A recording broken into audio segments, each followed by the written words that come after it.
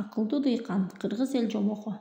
Бар экен, жок экен, байыркы өткөн заманда бир кыйшык ооз эселек хан болгон экен. Артын ойлобой иштеген ишинен, анын айткан сөзүнөн эч натыйжа чыкчу эмес экен. Бирок эси жок болсо да ханыбыз деп эл ага баш ийишчү экен. Кыргыз элиндеги оозу кыйшык болсо да байдын уулу сүйлөсүн деген макал ошондон улам айтылып калган дешет. Хан бир күн иштерге иши жок, саларга кушу жок, эсирип отуруп шашылы сүрдө жигиттерин чакыртып, эки жигитине: "Силер азыр баргыла да, мага акмакты таап, алып келгиле" деп буйрук берди. Айлаганча хан буйругу эки эмес, акмакты таап келиш үчүн ал эки жигит жөнөп кетти. Мындай чыкканда жигиттердин бирөө: "Мына, эми биздин мээнет анык чырмабадыбы? Акмакты эми кайдан таптык? Аны таппай барсак башыбыз алынат" деди. "Ой, сен да бир жеткен келе соо көрүнөсүң. Ким деп киши таңдап отурмак белек? Биринчи эле жолуккан кишини жетелеп барабыз. Хан чакырат дегенде барбай турган эрки барбы?" деди экинчи жигит. Алар келе жатып карагай сүйрөтүп бара жаткан бир кишиге жолугушту да: "Карагайың таштап ханга жүргүн. Сени хан чакырып жатат" дешти. Ал кишинин жүрөгү шуу деп түштү да: "Токтоңуздар, карагайымды үйүмө жеткизип коюп, анан барайын. Хан мени эмне жумуштап чакырды экен" деп элеңдеп калды. "Сен да бир кызык киши экенсиң. Эмнеге чакыргандыгы жөнүндө сенин ишиң эмне? Хан акмакты таап кел деген. Жүр дегенде жүрбөйсүңбү?" деп жигиттер шаштыра баштады.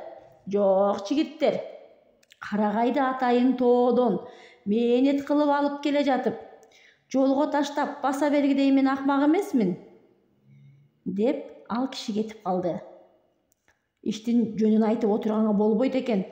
Эми кескен эле кишини зордоп алып кетели" дешти. Алар келе жатып жолдон жер айдап жүргөн бир дыйканга кездешти да: "Ой, дыйкан, жүр ханга" деди.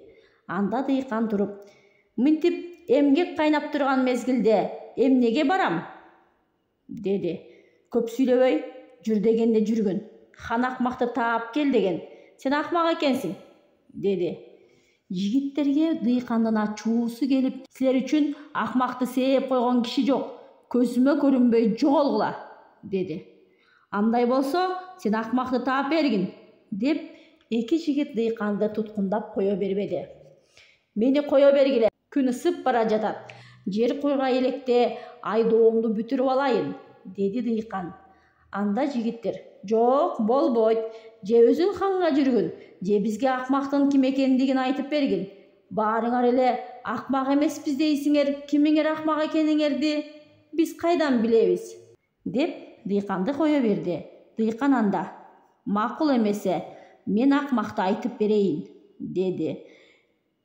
Жигиттер батыраак айт дешип шаштырышты. Дыйкан ойлонуп туруп: "Акмакты таап кел деген хандын өзү акмак.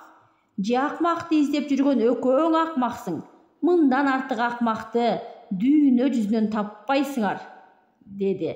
Жигиттердин ачуусу келип: "Сен ханга сөз тийгиздиң, барып айтабыз" дешти. Дыйкан анда: "Бир айтмактан миң айткын. Деги ушуну ханга угузуп айтсаңар экен" деди. Эки жигит келип кабар кылышты. "Ошол дыйкандын колу бутун байлап мага алып келгиле" деп хан буйрук берди. Дыйкан ханасына келип отурду. Хан дыйканды кекетип: "Менин акмак экенимди сен билген экенсиң. Билгич болсоң, Кудай кайсы жерде турат? Айтчы" деди. "Ханым, мен ушул кебетем менен ханга акыл үйрөтүп, Кудайдын кайсы жерде турганын айтсам кусур уруп кетет. Сиз менин кийимимди кийип, кечирим сурап, тизелеп туруңуз. Мен сиздин кийимиңизди кийип, тагыңызга отуруп, хан болуп туруп айтайын. Болбосо ушул кейпим менен кантип айтам" деди. Хан макул болуп кийимин чечип берди да өзү айыптуу киши болуп тизелеп отурду. Дыйкан хандын кийимин кийип, тагына отуруп, жигиттерди чакырды. "Ушул убакка чейин акмакты таппай жүрөсүңөр. Мындан артык акмак болчу беле. Алып барып акмактын башын кескиле" деди. Көпкөн жигиттер башка сөздү уксунбу, ханды желкелеп барып башын кесип кумардан чыгышты. Ойлобой сүйлөгөн оорубай өлөт деген эл макалындагыдай элдин башын айланткан эси жок хандын башы кесилип, дыйкан элине хан болуп, акыл менен журт сурап, эл башкарып, өзү да жыргап, эли да жыргап куунап жатып калган экен.